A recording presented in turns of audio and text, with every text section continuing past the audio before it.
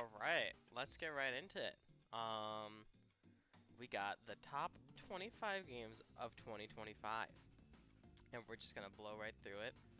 I think all my audio levels are good.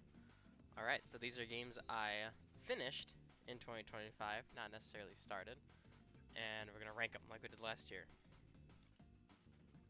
Alright, number 25, we have Tower Wizard. I don't like games like this, and I'm not gonna spend too much time on each title, but yeah, I didn't like it. It just felt like I was clicking buttons, and the more I clicked buttons, the more things happened, and it was boring. I only played it for half an hour.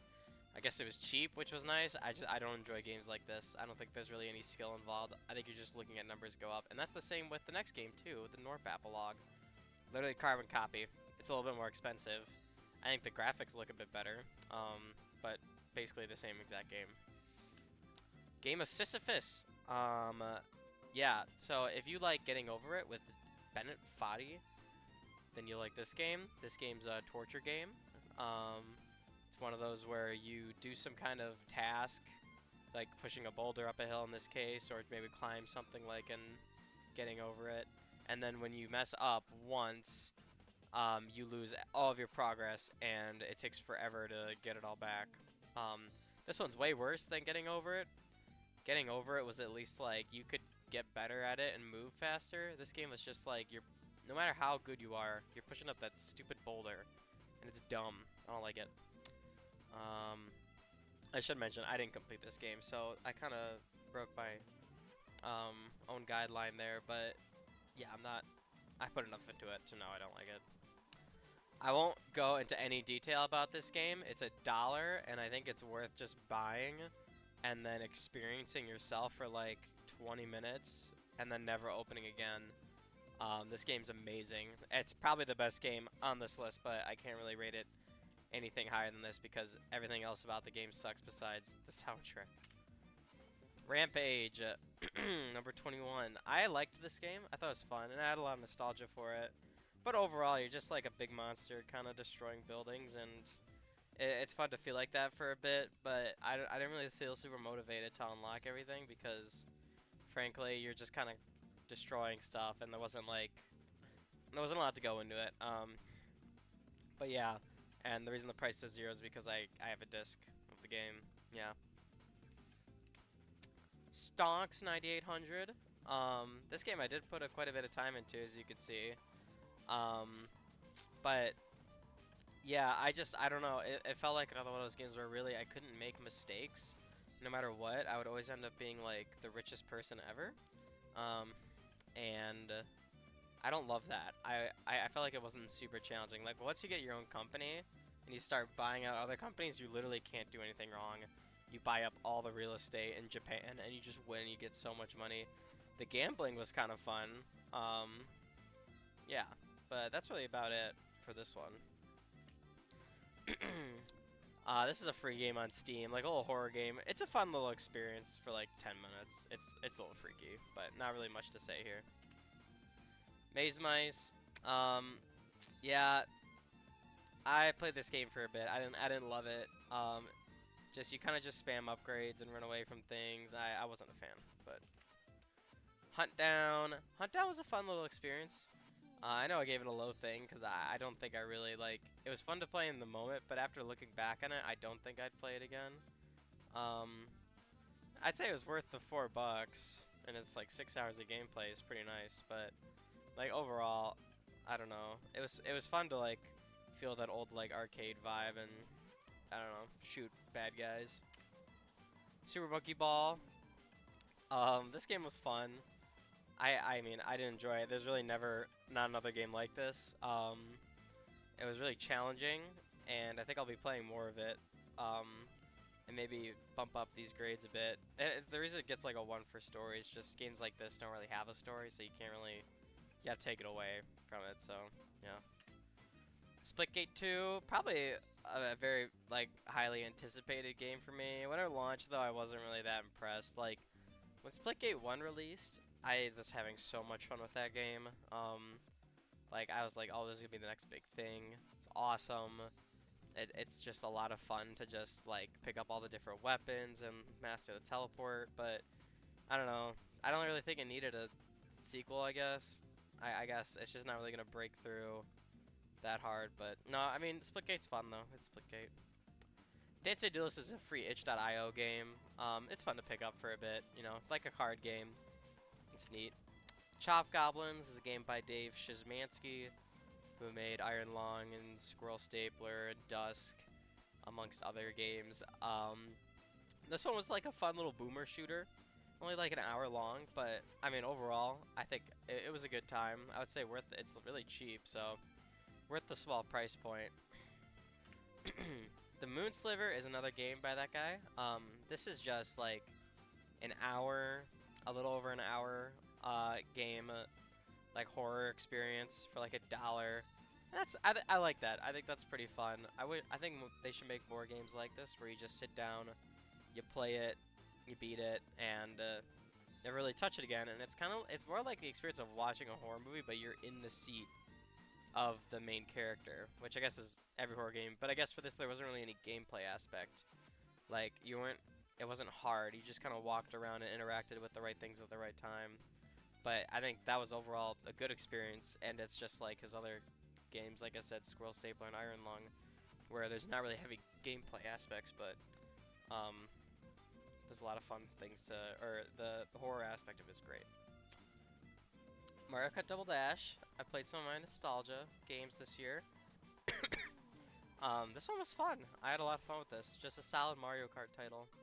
I don't really have much to say about it. I kind of wish that like the last cup you play is just a randomization of all the tracks, and that kind of takes a long time to beat. I kind of wish I didn't have to lock in and race for that long. Wish it was just kind of 4 random tracks, but other than that, like I thought this was good. I wish there was more content. I finished it all in like, I mean, I guess it says 8 hours there, but yeah, I think it could have had more content. But this is a GameCube game. It was fun. Speaking of GameCube games that were fun, Ultimate Spider-Man. This game was insanely annoying at times. Like the Green Goblin fight was very annoying.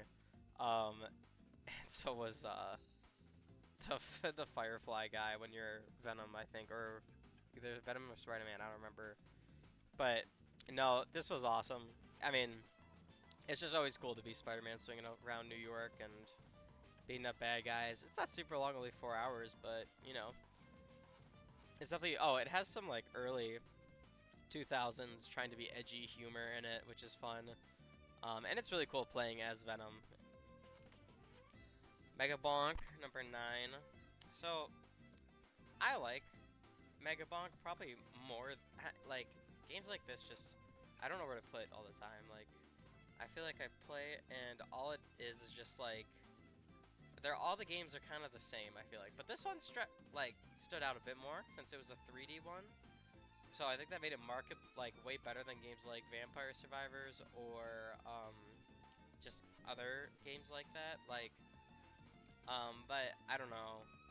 It's just something about it. Like in Vampire Survivors, it felt like no matter what upgrade tree I did, I couldn't go wrong.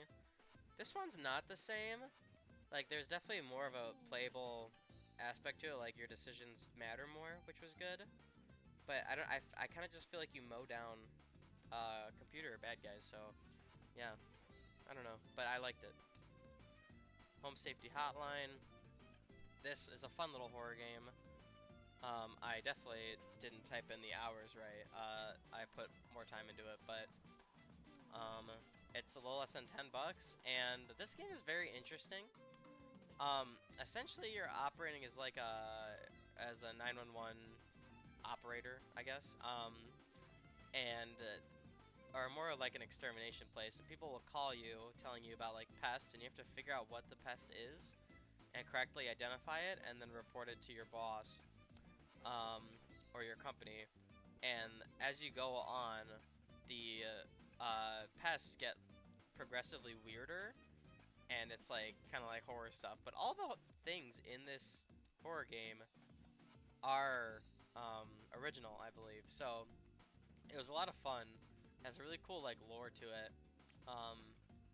and I'd recommend any horror fans. Nubby's Number Factory, I played a lot of. As you can see, it's like $4 as well. It's a little like, it's just Plinko, really. I don't know if it's Plinko or Pachinko, but it's Plinko, and there are upgrades and super fun. Honestly, you just gotta play it. Play the demo, you'll be addicted in a bit. It's a silly, fun game. Hotline Miami 2, wrong number. So I played the first Hotline Miami last year, I believe, or the year before that. This one has the same type of gameplay, but with just more added features, which was a lot of fun, and the story was way more whack. Um, that was really cool to see. A bit maybe too edgy at times, but I was a fan. Not really much I can really complain about this game. I think the soundtrack in the first one was better than this one, but I mean, like at the last mission has you be kind of the mob boss, and you get like completely, you like trip balls on LSD, and you like kill your entire gang and fight like a dragon at the end or something like that. It was an awesome experience just for that last mission alone, and just the end. The ending was really interesting. I enjoyed this one a lot. Balatro. Um, yeah, it's Balatro. Um, I had a lot of fun with this game. I mean, as you can see, put like 40 hours into it. It's definitely worth the price point. I wish you could link. I've said this for Bloons Tower Defense 6 as well. Like, I wish you could link like an account on your phone, and then I could complete like challenges for those two games, like while I'm waiting at like the airport or something. Um, no, this game is awesome. I love that the music is just, it blends in with um, what you're doing in the game. So if you're in the menu, it's a different tune, but then when you're in, it like adds certain instruments and it goes into a different tune. It like all morphs into one, which was really cool. I love when games do that. Um, I'm not the type to grind for each deck and stuff like that. I just kind of like getting super high scores, so I didn't do that. But oh, overall, I can't really complain. I think this game is like perfect for what it's meant to be. It's not meant to have a story, which is why that gets a 1. But I think like everything else it nails really. Yeah. Star of Providence, number 4. Um, this game's also immaculate. I'm gonna change the music here. We don't need. Oh, I actually opened Minecraft. This is kind of annoying me. Oh, Xbox, get away. Let's do Star of Providence.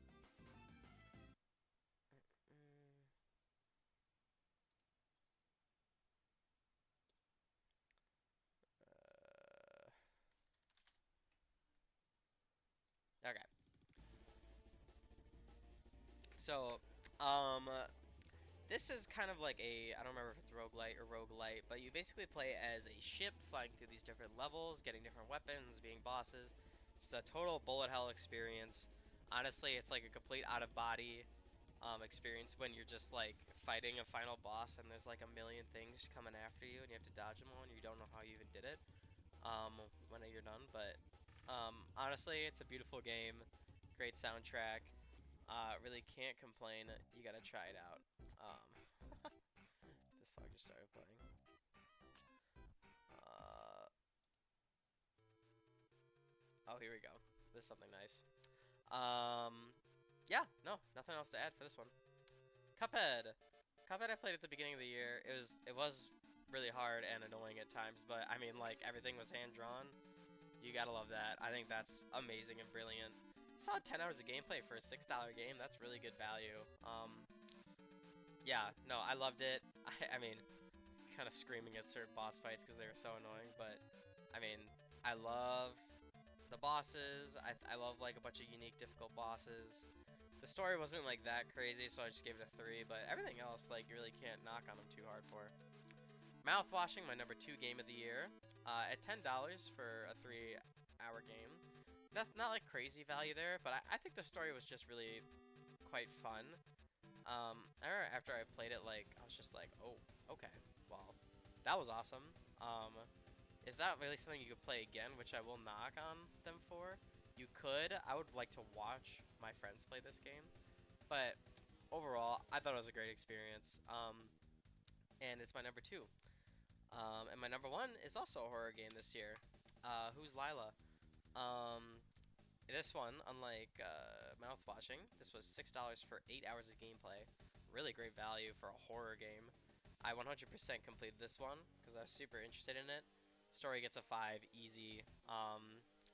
Honestly, it was just so solid. Like, I've never heard, like, there's so many concepts that just, I don't know. I'm at a loss for words. I would just encourage you to obviously play. It's my number one game of the year. Um, Here's my final list. I think overall this year, I don't think I didn't really play any games that were like, oh, this is my number one title, ever. Like last year, I played like 4 to 5 games that I was like, oh wow, these are all top tens for me. I think I had like a decent chunk of games in my top 10 that I played last year. This one was a bit weaker, and that's mostly my fault. I didn't choose as good of titles to play, and yeah, I think, but I mean honestly, like it was another good year. Um, my two best games are horror games, which is interesting, but um, oh, overall, thank you for watching, and that concludes this video.